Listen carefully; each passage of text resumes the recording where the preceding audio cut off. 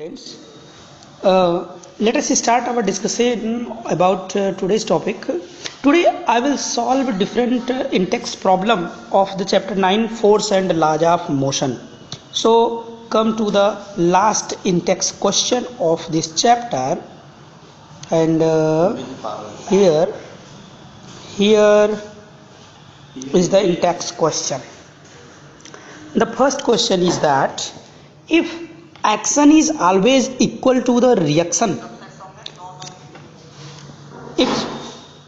explain how a horse can pull a cart. Very good question. And you can imagine about this question that when action is always equal to reaction, it means the force applied by the horse on the cart is equal and opposite to the force applied by the cart on the horse. Then why a horse can pull a cart in its pulling direction? So it can be explained by such method that when horse is pulling the cart, then horse is always pushing the earth in backward direction, and when horse pushing the earth in backward direction, then earth is also pushes the horse in the forward direction. Since the mass of the earth is very large and mass of the horse with cart is very small in comparison to the mass of earth, so acceleration produced in the horse and cart appears as greater than the acceleration produced in the earth. So the horse and cart can be assumed as a single system. They are not assumed as a separated system. So if horse applies some forces on the cart by pushing the earth by his own feet, then the system of the horse and cart moves in the forward direction. Okay, this is the action and reaction acting on the horse and cart, also by horse on the earth and earth by the horse. So horse pulls the cart in forward direction. Now come to the second question.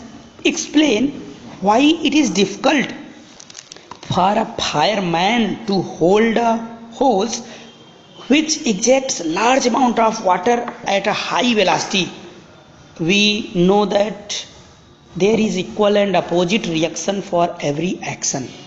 When water ejected from the hose pipe, then the water exerts equal and opposite force on the hose pipe in backward direction. So it can be exerted by a force, fixed amount of force in backward direction. So the fireman which hold the hose can exerted by a force in backward direction, and the similar amount of the rate of change of momentum provided to the water which can be ejected from the hose pipe in forward direction, and equal amount of rate of change of momentum can exerted by the water to the hose pipe in the backward direction. So due to the equal and opposite action and reaction, the fireman feels difficulty to hold the hose when ejects large amount of water with high velocity.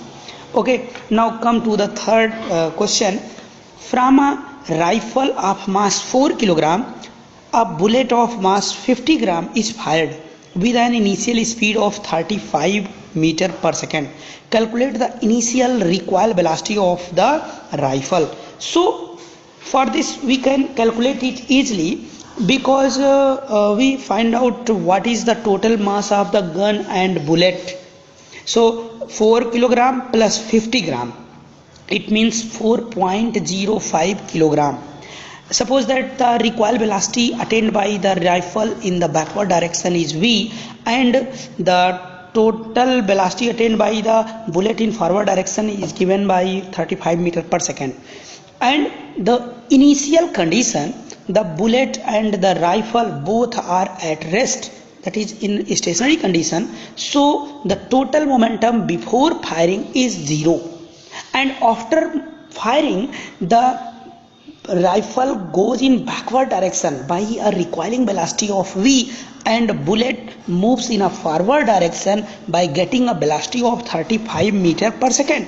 So we can find out what will be the total momentum after firing. This will be equal to total mass of the gun multiplied by the velocity, recoil velocity attained by the gun, plus total mass of the bullet multiplied by the velocity attained by the bullet. So if we assume the velocity in which bullet is going in a forward direction is taken as positive, then the direction in which rifle going in backward direction assumed as a negative direction, so the momentum assumed or acquired by the rifle will be negative, and the momentum acquired by the bullet will be taken as positive. So this will be equal to 35 multiplied by 0.05.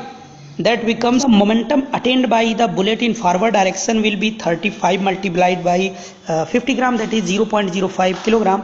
This will be equal to 1.75 kilogram meter per second, and the momentum attained by the pistol or the rifle in backward direction will be equal to 4 into v, that is 4v. So total momentum after firing becomes 1.75 minus 4v, and before firing it is 0, so 1.75 minus 4v is taken as equal to 0, so 4v equal to 1.75, so v is equal to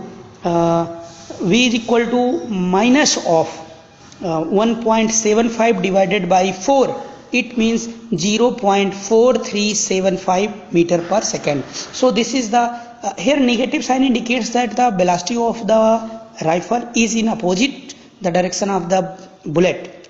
So the velocity, recoil velocity attained by the rifle will be equal to minus 0.4375 meter per second.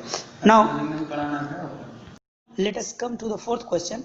Two objects of mass 100 gram and 200 gram are moving along the same line and direction with velocity of 2 meter per second and 1 meter per second respectively. They collide, and after collision the first object moves at a velocity of 1.67 meter per second. Determine the velocity of the second object. So as we know that the total momentum before collision is equal to total momentum after collision. This is the conservation law of momentum. So m1 v1 plus m2 v2 equal to m1 u1 plus m2 u2. Since u1, u2, m1, m2 and v1 are given, so from here we can easily calculate what will be the value of v2.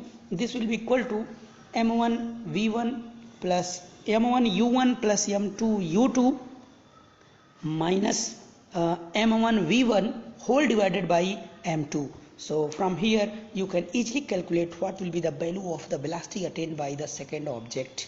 Okay, calculate it and solve the different numerical problems of this chapter. If you face any problem or difficulty during solving these problems, then contact me. Okay, take care. Thank you.